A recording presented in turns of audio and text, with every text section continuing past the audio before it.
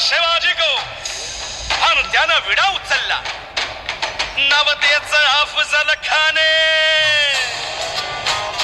या नवतेच अफजल खाने जिता जागता जणू सहिताने कान बोलला छाती ठोकून शिवबाला टाकतो चिरडून.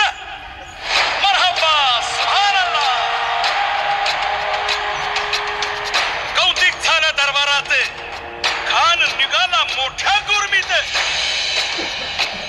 तेच गोड दळ पायदळ फौज फाटालई बक्क. अंगी 10 हातीच बळ पाहणारा काक चळचळ. वाटेत भेटेल त्याला चिरडीत ठेचीत खानाची सेना निघाली. गावं लुटली, देवळं उद्ध्वस्त केली, आया बहिणीची आबरू लुटली. कोण रोखणार हे वादळ? आता शिवबाचं काय खरं नाही.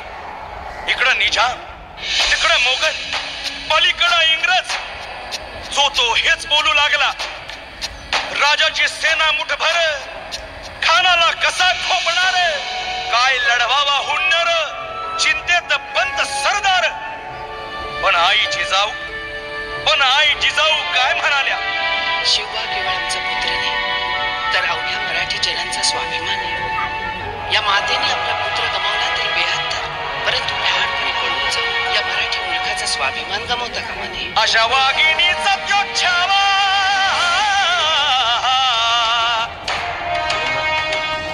अशा वाघिणीचा त्यो छावा गनिमाला कसा ठेचावा. डोक्यात नेहमी कावा, भेटीचा धाडला सांगावा. प्रतापगडावर आमने सामने भेटीचा सांगावा. खानानं हसत हसत कबूल केला.